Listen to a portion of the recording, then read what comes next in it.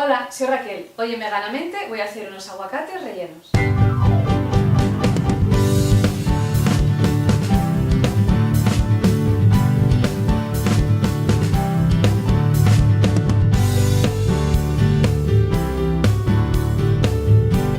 Para hacerlo necesitamos aguacate, tomate, pimiento rojo, pimiento amarillo, cebolla morada, un poco de pimienta negra, aceite de oliva y zumo de limón.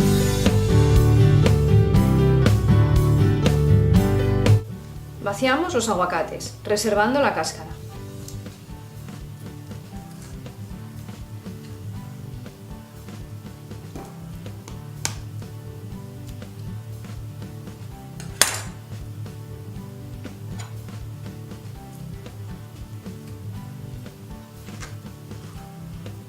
Machacamos los aguacates.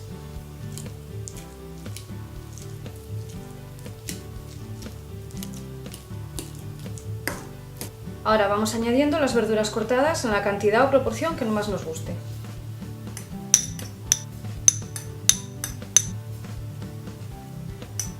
Y aliñamos.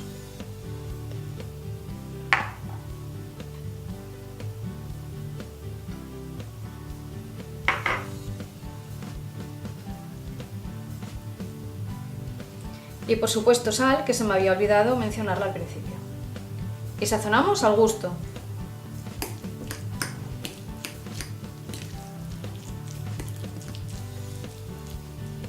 Y ahora simplemente rellenamos.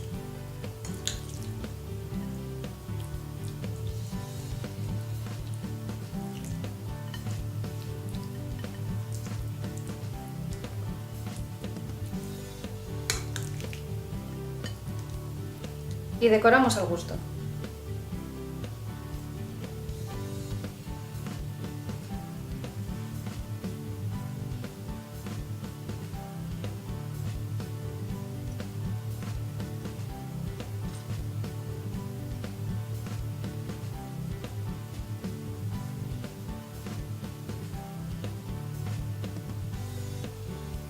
Veganízate.